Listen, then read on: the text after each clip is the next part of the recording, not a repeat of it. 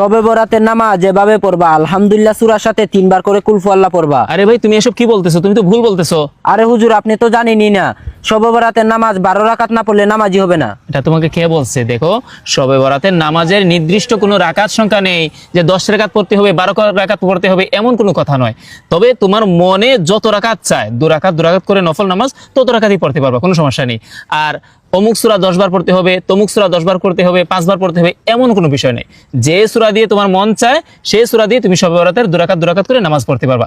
ঠিক আছে, বুঝতে পেরেছো? জি। শবে বরাতের রাত্রে, আগামী মঙ্গলবার দিবাগত রাত্রে বেশি থেকে বেশি নফল নামাজ পড়বা, কোরআন তেলাওয়াত করবা, দোয়া পড়বা, জিকির করবা, আর দিনের বেলায় রোজা রাখবা। মঙ্গলবার দিবাগত রাত্রে সেহরি খেয়ে রোজা রাখবা। তবে একটি কাজ করতে পারো, আমাদের প্রিয় নবী সাল্লাল্লাহু আলাইহি ওয়াসাল্লাম আরবি মাসের 13, 14 এবং 15 তারিখ রোজা রাখতেন।